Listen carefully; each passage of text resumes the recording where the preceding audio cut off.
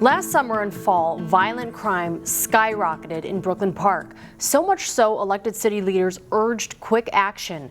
But so far this year, there are some promising signs. Brooklyn Park released violent crime data from the first 3 months of this year. The city's police chief says it's welcome news, but there's still work to be done. Reporter Sonia Goins has more. Pafua, what a difference a year makes. Newly released data from the Brooklyn Park Police Department shows violent crimes are down so far this year compared to the same time period last year. Our violent crime was up significantly.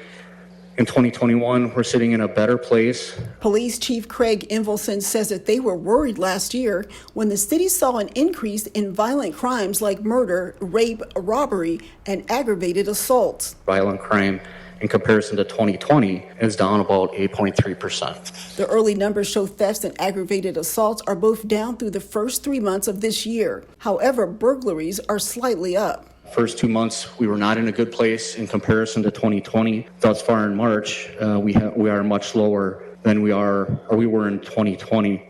What remains to be seen is what will happen following the Derek Chauvin trial. Invelson says the lack in trust in police contributed to the higher number of incidents last year. I can share with you just last week, Brooklyn Center was performing CPR on someone in a parking lot, and they had to call for us to go down and help them with crowd control because the crowd was trying to get Brooklyn Center to not be doing CPR on this individual in the parking lot. The city is doing several things to cut down on violence and gain the trust of the public.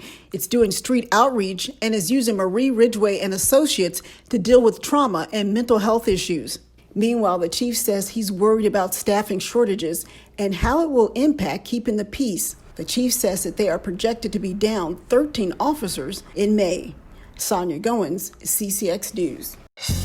Find more local news stories at ccxmedia.org and follow us on social media.